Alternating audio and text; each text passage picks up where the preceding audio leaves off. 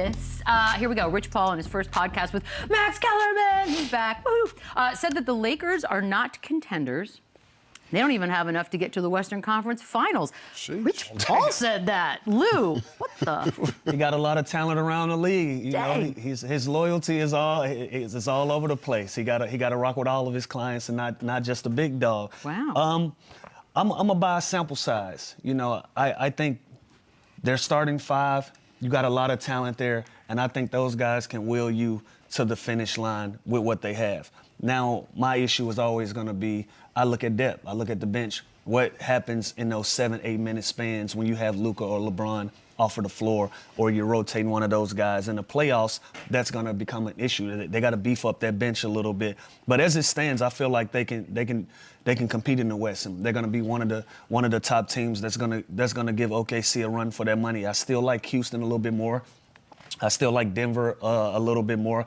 Obviously, OKC is going to be the favorite, so it's going to be a matter of who's going to match up with them, in my opinion. And I think the Lakers can be one of those teams if they shore up some of the issues that I feel like they have on the bench with their inconsistency with the guys that's subbing in. But when you have a Luka playing the way that he is, Austin Reeves playing the way that he is, you're getting the most out of Aiden. Rui has shown up to the party, and LeBron James being your Swiss Army knife, that's dangerous. So I understand what he's trying to say, but I'm not buying it completely. Okay. Yeah, I think just him being so connected to LeBron, it's just a weird thing to say. It felt funny to say out loud. Your guy's team, but I agree with him. Like Lou said, there's teams in the West I trust more. Obviously, OKC, Denver, Houston, and then San Antonio with Wemby, I think, is a better basketball team than the Lakers right now. But with that being said, this team is still dangerous. Another thing he says, their style of play will be easy to guard. Sure. The problem is they get fouled so much, and they get to their free throw line so much, and so I agree with what he's saying. In the playoffs, when it's more physical and there's more freedom, it might be hard for them to score when you're not getting 40, 50 free throws a game. So that is an issue. But right now it's not an issue, and they're consistently doing it. Austin Reeves having a career year, Luka's having an MVP season, all the guys that Lou mentioned. So they definitely have a talented team. Look, they're 17-6, so it's weird to say they're not a contender, but there are teams in the West that I think are better than them. Yeah, it's weird for me too. Obviously, with all the talent in the starting five of the Lakers, you would think otherwise. But it's weird to hear Rich Paul say that with his biggest client being LeBron James. So to me, it's more to it. This could be strategy down the line. I'm not sure what the strategy is for, but I'm just kind of being optimistic about his words. But it's weird. But I do think there are better teams in the West, so it is some truth to it. So that obviously makes sense, but I don't understand why you would say that with being LeBron. So we're not buying, we're sampling. It's also hard to take anybody out of the West other than OKC. We're looking at a historic year. It's the clear-cut best team in the West, clear-cut best team in the NBA. So, is there... if you take it from that, it's not controversial. It's the context of who's saying it. We're like, oh. Well, he doubled down and said that he can't get to the Western Conference Finals. So when you say that is a team that's going to compete against OKC. So that leaves the door open to compare teams. Will LeBron hold a grudge against Rich Paul now for saying that out loud? Oh, I love the drama. Somebody's known forever. I know, right? No, it's just, I love this quote. All right. Yeah. Darren Williams, we're sticking with the Lakers, by the way, he said that it looks like LeBron doesn't really F with Luka. He doesn't shake his hands, really doesn't help him up, and then went on to say that really isn't like LeBron.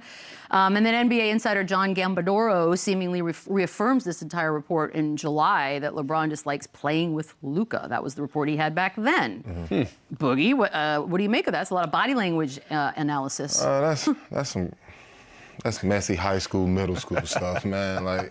It's a lot of guys that don't like each other. As long as they're doing their job on the floor, that's all that matters. So I can care less if they like each other.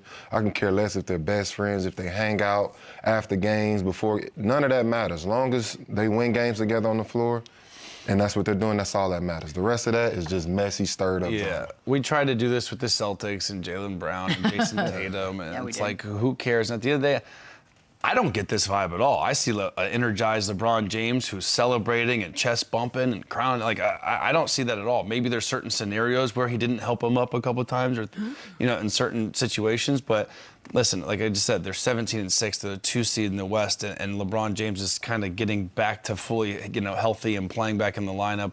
Like we just talked about, Austin's having a career year. Luka's in top 5 in MVP. So I don't see that from my eyes, but clearly D will did, but I'm not buying. Boogie said it best. They don't have to like each other to be successful. They're the second best team in the Western Conference right now. I don't care if they're best friends. I don't care if they don't go out and drink beer and smoke hookah together. I don't give a damn. They're winning basketball games.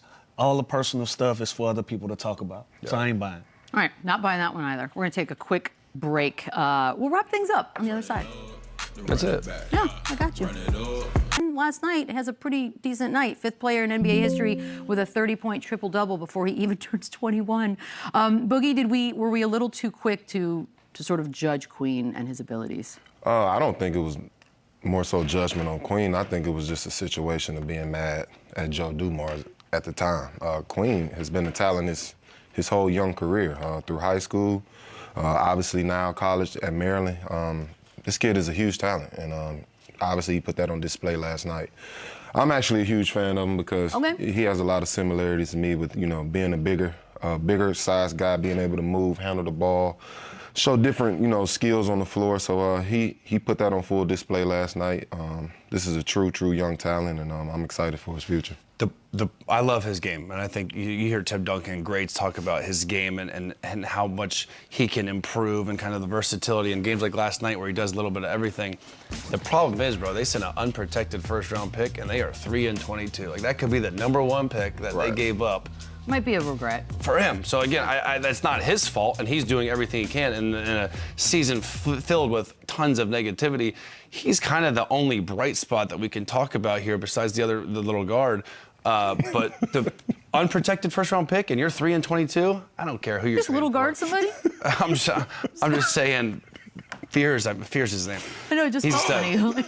But an unprotected first-round pick? Well, that's probably. And you're the worst team in the conference, one of the worst teams in the NBA, and that's looking like a top 5 pick at worst. That's a ballsy move to make for a late lottery pick. No, that's why it had such a. And this kid's good, and he's gonna be good. He's got a little boogie, he's got a little Zebo in him. Like, he can pass, he can move, he can get the defensive rebound, bring it. Like, he has got game, but that could be the #1 pick. Well, you hope that it won't be, I guess. Is all you can do from here on out is just. That's the only dicey part about it. Yeah, that part was probably a bit of a risk. There were only 3 games last night, by the way. It's and only 2 tonight. So there's going to be time to talk about everything. We do want to talk about the Suns. What in the world?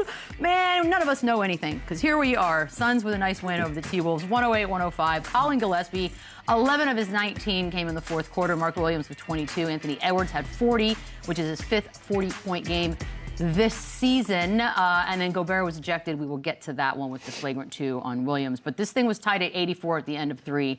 And then Colin Gillespie just comes up big in the 4th. 11 of the 24 total points for the Suns were scored by him. And so I'm wondering, I love that we're going to do this, because he's white. Is he their Austin Reeves, Lou? Listen, I'm not getting involved in that. He's undrafted. Yeah, I'm not getting involved in that. But the kid can play, can really play. I like the fact that he knows angles. He attacks gaps. He's one of the type of guys, you throw him the basketball at the 3-point line, he's not going to settle for the 3. He can put it on the ground. He can make plays for other guys. He made Mark Williams look like a lob threat last night. Can finish at the rim, and he got range. So the kid got a lot of game, and he went undrafted, and to be in this position, to have an opportunity to play some really good minutes, some minutes that mean something, and to make the most of them. I look forward to seeing what else that he can build from his career. But last night he had a hell of a night, and if it wasn't for him, we might be having a different conversation. So shout out to Colin for what he's been able to accomplish, averaging about 13.5 on a year, 18 in the last 11 games. That he can stay like that. Consistency. They got a really good player in Gillespie. Yeah, the numbers don't. The numbers don't lie. And this kid, he was undrafted, but he was a stud in college. Remember, I think he was like Player of the Year twice. Because he's a slow white guy for comparison. You know what I mean? That's probably why I think the ceiling, you thought it was there. And it is funny to compare him to like a Peyton Pritchard or an Austin. It's what we do, apparently. Yeah, it's just what everyone does. And there are similarities, but this is not a fluke. He did this earlier in the week, or last week, here in LA against the Lakers, where him and Dylan Brooks just went berserk. And they obviously have more opportunity now when Devin Booker's out, when Jalen Green's out, and they are taking advantage of all their opportunity. And watch him. It's not a fluke. This kid can play, and again, he is versatile. He's a bigger guard. He plays at his own pace. He got to be fun to play with too, because he's dropping dimes and finding the open man, making the right play. So it's not a fluke, and I think you're going to continue to see him get better and better as the season goes on. I mean, I'm more so impressed with just him taking advantage of his opportunities, being undrafted, coming in, taking on this assignment with leading a professional basketball team, and just doing it gracefully. So shout out to him, like Lou said. So this should be an example for all young players coming in, just being ready, being prepared, taking advantage of your opportunity, and I think he's done a great job with that. But overall, I'm also impressed with the Suns in general. Right? I mean, losing a talent like Kevin Durant, losing a talent like, Bradley Beal, and I think everybody had them signed off this season. So the fact that they're putting together a pretty decent season as of right now, guys are in and out of the lineup. They're a little banged up. I'm not sure what's really going on with the young fella, Jalen Green. I haven't heard much about him this season, but all in all, I mean, they're having a pretty impressive season. Yeah. Grayson Allen's been great. Dylan Grayson Brooks Allen. having a career year. Yeah. Mark Williams with the whole trade thing last and health. He's been healthy and he's been good when he's on the floor. So this is and it's a first-year coach too, right? So That's a big part of it. they are bought in and they are playing the right way. And I'm sorry, pardon my ignorance, but is this the same Mark Williams that was supposed to be a Laker? Yep. Yeah. Okay. That weird. That got red flagged. Fly That cross because they were country. so worried, and now he's cooking. Oh, Yeah, and by the way, you're like you said, Jalen Green. 13 and 9. No Devin Booker last night. It's a very fun watch right now. Does Gillespie remind you of like a TJ McConnell? You know what? Moving on. Boogie, I'm going to ask you first on this one. We got a Rudy Gobert moment last night. Speaking of Mark let's Williams, get your by the take way. on this, Boog. Bit of a hit from Mark to Rudy. Then a few possessions later, you get another moment, and hand goes up. It does end up being a flagrant 2, and he does get kicked out. Dirty play, yay? No? What are we looking at? I don't think that's dirty at all. What? Whoa, what's up? That is. It's Y'all really just waiting to see what I got. I'm here for the vibes, dog. Honestly, Run that back. That is. I love. Do it again. in today's game, that's considered, I like how he flagrant or does it whatever. and puts his hands up. Immediately hands up. That's just a hard foul. I mean, in today's game, it's too much. It's a hard foul. I wouldn't consider. I've seen dirty plays, but we've seen dirty plays. That's not a dirty play. Bro, That's he's in minimal. the air That's taking minimal. a rib, Does it a qualify? kidney shot It's with level- the In ball. today's It's game, it levels to a dirty qualifies. play. Yeah, it It's levels qualifies to a as a dirty dirty play. This isn't anything Look. over the top. That's Like, a come on, bro. I mean, it seemed a Boogie.